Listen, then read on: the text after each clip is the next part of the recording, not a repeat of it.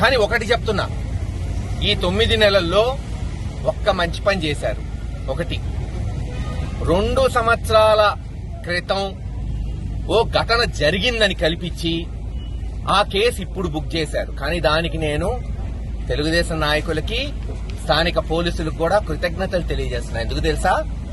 రేపు 4 సంవత్సరాల తర్వాత జగన్మోహన్ రెడ్డి వచ్చిన తర్వాత గుర్తుపెట్టుకోండి, 4 సంవత్సరాలు 5 సంవత్సరాల క్రితం జరిగిన అన్యాయాలన్నీ కూడా ఎఫ్ఐఆర్ కడతాం ప్రతి పోలీస్ స్టేషన్ లో.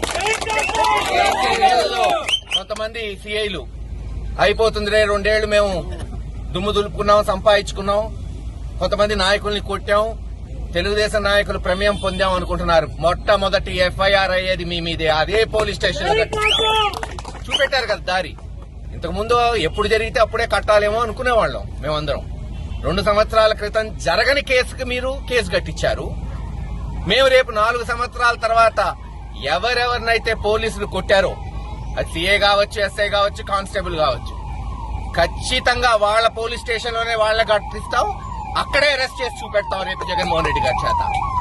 ఇప్పటికే ఆయన మాట ఇచ్చాడు, ఎవరైతే ఇటువంటి ఘటనలు చేశారో వాళ్ళ మీద రేపు స్పెషల్ ఇన్వెస్టిగేషన్ టీం ఉంటుంది. అవసరమైతే ప్రత్యేక కోర్టు పెట్టి, ఎందుకంటే అధికారులు, ఒక మానవులు వాడు తప్పు చేశాడంటే అది వేరే, ఓ చిన్నవాడు తప్పు చేశాడంటే సరే, కానీ అధికారులే తప్పు చేస్తే వాళ్ళకి శిక్ష పడేటట్టు అవసరమైతే స్పెషల్ కోర్టు పెట్టిస్తారు ఆ రోజున ఆ ప్రభుత్వం.